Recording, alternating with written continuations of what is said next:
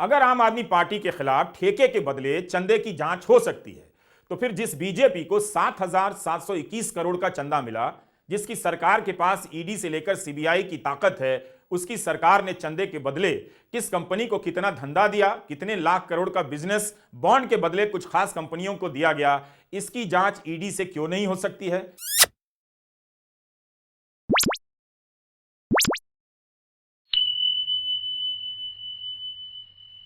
नमस्कार, मैं रविश कुमार। अगर कोई दवा कंपनी फर्जी दवा बनाए, नकली दवा बनाए, जांच हो और कार्रवाई ना हो, वही कंपनी करोड़ों रुपए के इलेक्टोरल बॉन्ड खरीदे, तो क्या आप नहीं जानना चाहेंगे कि लोगों की जान से खेलने वाली इन कंपनियों के खिलाफ कार्रवाई क्यों नहीं होती है? और जिन कंपनियों की दवा इस्तेमाल योग्य ना मानी जाए, जांच में फेल हो जाए, वो करोड़ों के बॉन्ड कैसे खरीद रही हैं, चंदा कैसे दे रही हैं? तब भी क्या आपको शक नहीं होगा? मतलब क्या आपने कसम खा ली है कि इतने बड़े घोटाले को घोटाला मानना ही नहीं है, चाहे कुछ भी हो जाए? इलेक्टोरल बॉन्ड पर हमारा यह 12वां एपिसोड है। इससे जुड़ी जानकारी हिंदी के दर्शकों तक पहुंचने नहीं दी जा रही है, इसलिए हम जगह जगह छपी जानकारियों को एक जगह जुटाकर पेश कर रहे हैं और आपसे उम्मीद करते हैं कि इस बड़े घोटाले को जन जन तक पहुंचाइए। जो कहे कि घोटाला नहीं हुआ है, उसे यह उदाहरण दीजिए जो स्क्रोल, न्यूज मिनट और न्यूज लॉन्ड्री खोज कर लाए हैं। 2022 से 2023 के बीच Maharashtra food and drugs administration Glenmark को 5 नोटिस भेजता है। इसकी एक दवा टेल्मा की गुणवत्ता खराब पाई जाती है। यही कंपनी नवंबर 2022 में 9.25 करोड़ के बॉन्ड खरीदती है। सिप्ला को भी 4 कारण बताओ नोटिस मिलता है। 2018 से 2022 के बीच कंपनी 39 करोड़ के बॉन्ड खरीदती है। अगस्त 2018 में आरसी कफ सिरप टेस्ट में फेल हो जाता है। अगले साल यह कंपनी 14 करोड़ के बॉन्ड खरीदती है। इन कंपनियों ने यह बॉन्ड किस पार्टी को दिए, यह तभी स्थापित होगा जब यूनिक कोड नंबर आएगा। सुप्रीम कोर्ट ने आज स्टेट बैंक ऑफ इंडिया को फटकार लगाई है कि यूनिक कोड की जानकारी तुरंत दी जाए। हम अपनी तरफ से यह नहीं कह रहे कि इन कंपनियों ने रिश्वत या घूस देने के लिए बॉन्ड खरीदे, लेकिन ईडी की रेड के बाद किसी कंपनी का बॉन्ड खरीदना या दवा फेल हो जाने के बाद किसी का बॉन्ड खरीदना निश्चित रूप से आगे की जांच की मांग करता है। लॉटरी की कंपनी छापे पड़ने के बाद सैकड़ों करोड़ रुपए के बॉन्ड खरीदती है। आम लोगों को अमीर बनाने का सपना बेचकर उन्हें गरीब बनाती है। लेकिन यहां तो दवा कंपनियों की दवा खराब क्वालिटी की पाई जाती है। उन्हें जब नोटिस मिलता है तो उसके आसपास दवा कंपनियां करोड़ों के बॉन्ड खरीदती हैं। स्क्रोल, न्यूज मिनट और न्यूज लॉन्ड्री ने मिलकर इस खोजबीन रिपोर्ट में बताया है कि दवा बनाने वाली 35 कंपनियों ने 1000 करोड़ का बॉन्ड खरीदा है। इनमें से 7 ऐसी कंपनियां हैं जिनके खिलाफ खराब गुणवत्ता की दवा बनाने के मामले में जांच चल रही थी। उसी दौरान या आसपास इन कंपनियों ने बॉन्ड खरीदे। All India drug action network के एस श्रीनिवासन ने कहा है कि कौन यकीन करेगा कि इन कंपनियों ने लोकतंत्र और ईमानदारी से चुनाव को प्रोत्साहित करने के लिए करोड़ों के बॉन्ड खरीदे, चंदा दिया। टोरेंट फार्मा ने तो मई 2019 से जनवरी 2024 के बीच 77 करोड़ का बॉन्ड खरीदा। यह कंपनी गुजरात की है और इसकी एक दवा डीप्लैट 150 गुणवत्ता जांच में फेल पाई गई। 2018 में Maharashtra food and drug administration इसे खराब क्वालिटी का घोषित कर चुका था। अक्टूबर 2019 में अमेरिका के फूड एंड ड्रग एडमिनिस्ट्रेशन ने गुणवत्ता को लेकर चेतावनी जारी की। इसके बाद भी गुजरात सरकार ने कोई एक्शन नहीं लिया। डिप्लैट के अलावा टोरेंट फार्मा की लोसार एच, निकोरेन एलवी और लोपामाइड भी गुणवत्ता जांच में फेल पाई गई और नोटिस मिला। इसी दौरान इस कंपनी ने करोड़ों के बॉन्ड खरीदे। जाइडस हेल्थ केयर ने 2022 से 23 के बीच 29 करोड़ के बॉन्ड खरीदे।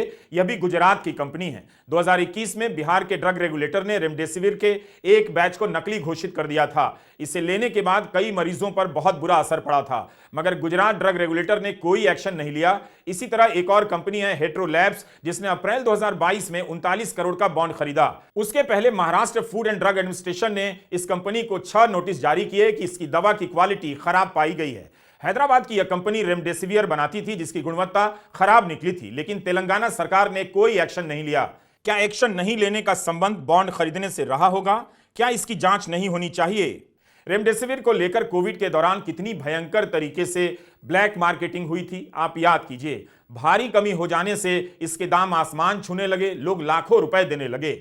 सरकार को इस दवा के वितरण को नियंत्रण हाथ में लेना पड़ा। 2021 में इसके निर्यात पर रोक लगी। इसके इस्तेमाल के बाद भी लोगों की जान नहीं बची और कई जगह जान चली जाने के भी आरोप लगे। जिस दवा को बंद हो जाना चाहिए था, उसे बनाने वाली कंपनियां बॉन्ड खरीदने लगी। आप यह भी याद रखें कि नवंबर 2020 में ही WHO ने अपनी एडवाइजरी जारी कर दी थी कि रेमडेसिविर ना दिया जाए क्योंकि इसका इलाज पर अच्छा असर होता है। इस बात के कोई प्रमाण नहीं है, या लोगों की जान बचाता है, इसका कोई प्रमाण नहीं है। फिर भी भारत में रेमडेसिविर का उपयोग होता रहा।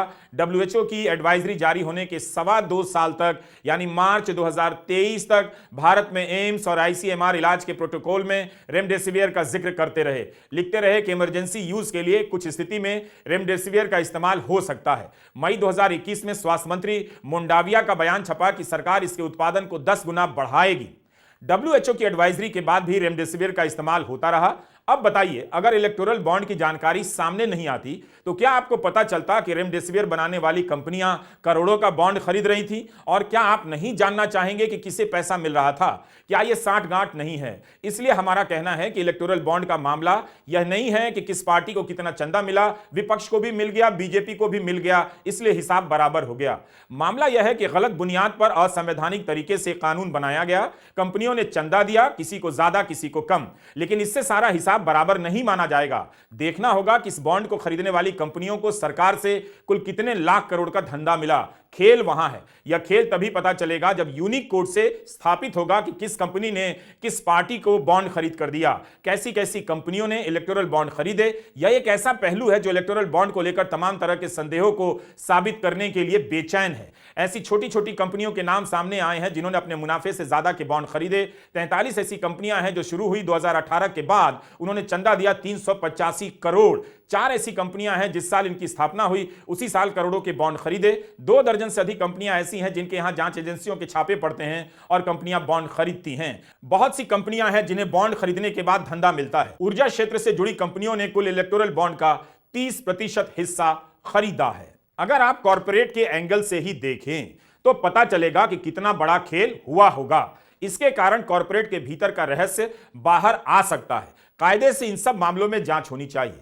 मनी लॉन्ड्रिंग करने वाली कंपनी करोड़ों के बॉन्ड खरीदे, उससे भारत के लोकतंत्र को खतरा नहीं है।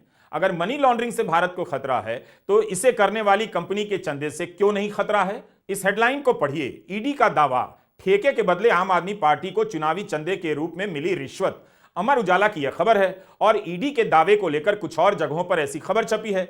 ईडी की एफआईआर में है कि दिल्ली जल बोर्ड ने एनकेजी इंफ्रा लिमिटेड को 38 करोड़ का ठेका दिया।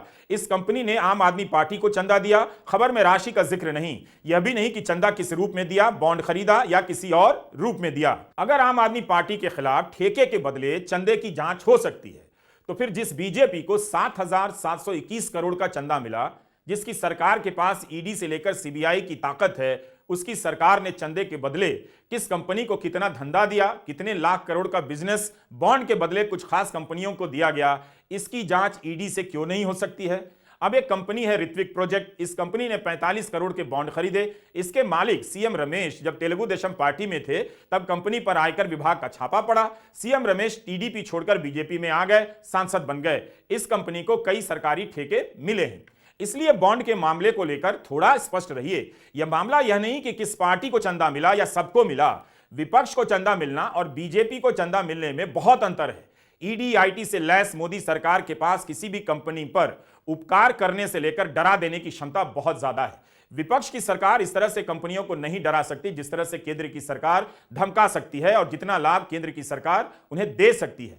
तभी तो छापा पड़ता है और कंपनी का मालिक बीजेपी में आ जाता है। सन फार्मा दवा बनाने वाली कंपनी है, उसे तमिलनाडु में प्लांट लगाना था मगर पर्यावरण के कारण अनुमति नहीं मिल रही थी। सन फार्मा ने 31.5 करोड़ रुपए राजनीतिक दलों को चंदा दे दिया, बॉन्ड खरीद लिया, उसे इजाजत मिल गई। क्या यह एक तरह का घूस नहीं है? क्या इसे साबित नहीं करना चाहिए या सिर्फ इस सवाल को यहीं का यहीं छोड़ देना चाहिए? अब आप इस खबर को देखिए। मध्य प्रदेश की है ग्रासिम इंडस्ट्री, आदित्य बिरला ग्रुप का हिस्सा है। इस रिपोर्ट के अनुसार ग्रासिम ने इस बात की लॉबी की कि केंद्र सरकार सस्ते कपड़ों के आयात पर रोक लगा दे। सस्ते कपड़ों को लेकर विदेशी कंपनियों के बाजार में आने से ग्रासिम को नुकसान हो रहा था। केंद्र ने रोक लगा दी और ग्रासिम का धंधा चमक गया। ग्रासिम ने 33 करोड़ का इलेक्टोरल बॉन्ड खरीदा। यह कंपनी बॉन्ड खरीदने वाली पहले 100 कंपनियों में आती है। वैसे आदित्य बिरला ग्रुप ने 534 करोड़ रुपए का इलेक्टोरल बॉन्ड खरीदा है। इस ग्रुप के एल्यूमिनियम, खनिज, सीमेंट कंपनियों ने भी करोड़ों के बॉन्ड खरीदे हैं। क्या इसके लिए ग्रासिम की जांच होगी? क्या यह संबंध स्थापित नहीं किए जाने चाहिए कि सरकार ने आयात पर रोक लगाई और बदले में ग्रासिम ने बॉन्ड खरीदा।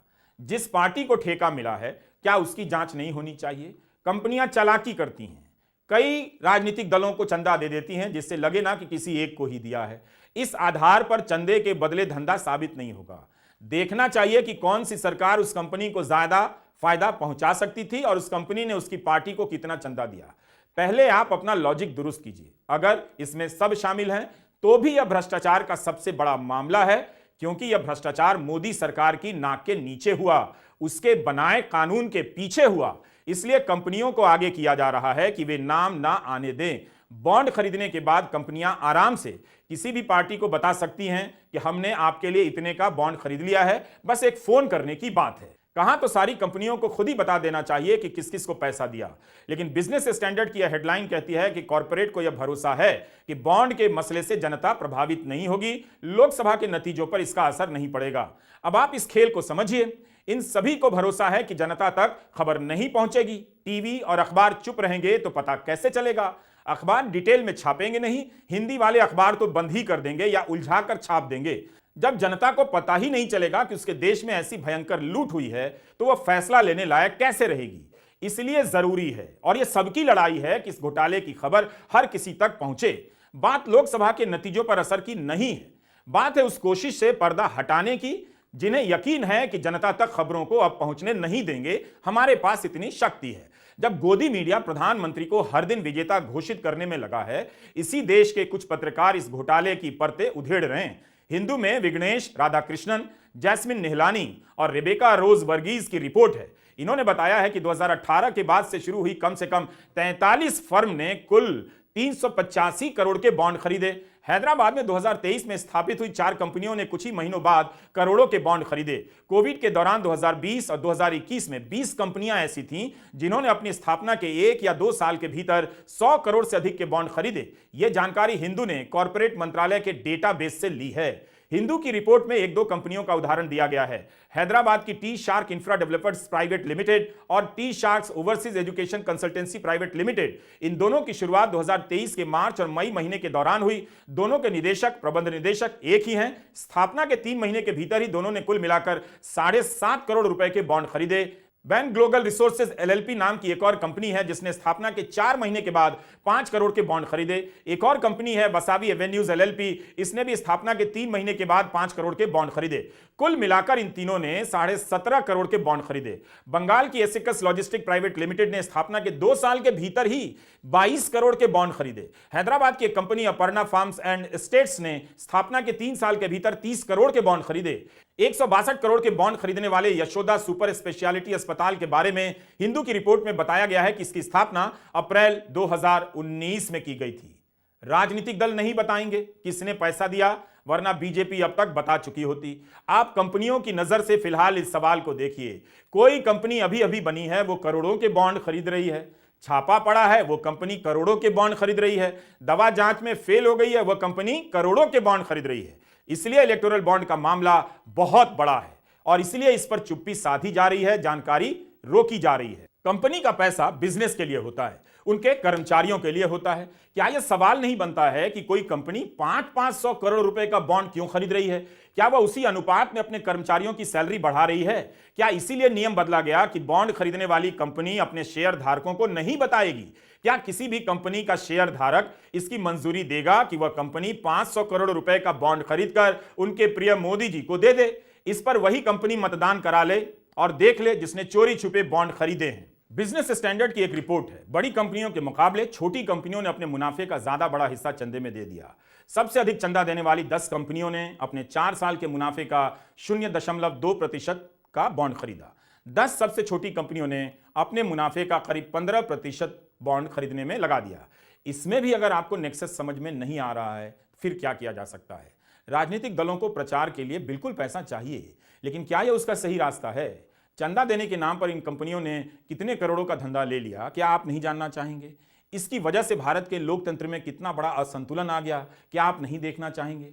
बीजेपी को 7700 करोड़ से अधिक का चंदा मिला, तो बाकी कई दल ऐसे हैं जिन्हें एक पैसा नहीं मिला।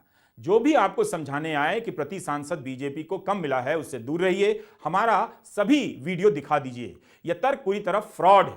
कहीं भी नहीं लिखा है कि सांसद या विधायक की संख्या के आधार पर किस पार्टी को कितना चंदा मिलेगा। इलेक्टोरल बॉन्ड को लेकर अभी पूरी जानकारी सामने नहीं आई है। यूनिक कोड सामने आने के बाद यह स्थापित होगा कि किस पार्टी को किस कंपनी ने कितना चंदा दिया। उसके बाद दूसरा बड़ा कदम होगा यह साबित करना कि क्या बदले में कुछ लेन देन हुआ है, जिसके खिलाफ कार्रवाई हुई है। क्या इस नियत से उसने बॉन्ड खरीदे हैं, उस कंपनी को ज्यादा पैसे दिए हैं ताकि उसकी जान छूट जाए, बच जाए। यह सवाल सबसे बड़ा है। नमस्कार, मैं रवीश कुमार।